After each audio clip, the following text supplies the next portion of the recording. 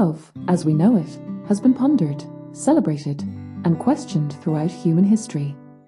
But what if I told you that love is more than a feeling? That it's a journey, a ladder leading us toward the ultimate understanding of beauty and truth? This idea comes from Plato's Symposium, a fascinating dialogue on love, featuring one of the most compelling ideas in philosophy, the ladder of love. Today, we'll explore this concept and its relevance to our modern lives.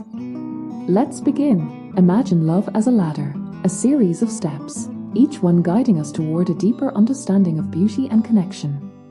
Plato describes this journey through the character Diotima, a wise woman teaching Socrates about the nature of love.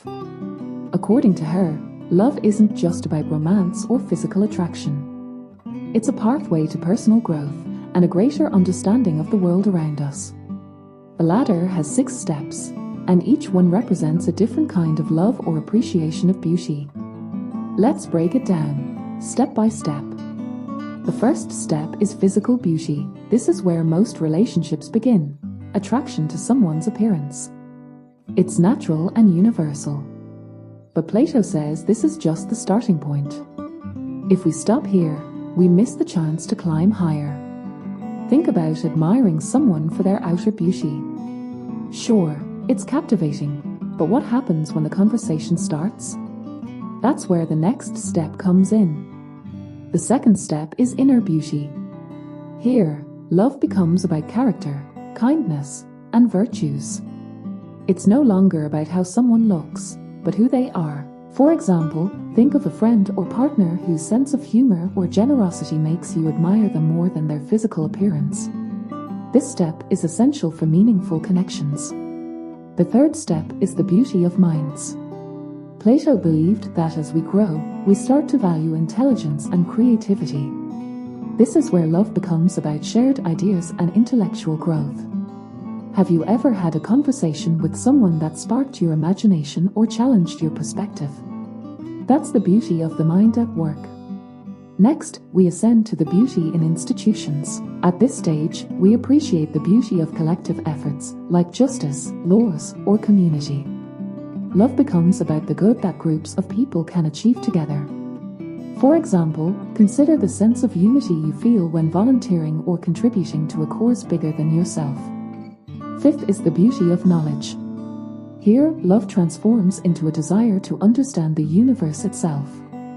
This is where curiosity and the pursuit of truth take center stage. It's the moment when you're moved by the elegance of a mathematical equation, the complexity of a biological process, or the vastness of space. And finally, the top of the ladder, absolute beauty. This is the ultimate goal, pure, unchanging beauty that exists beyond the physical and tangible world.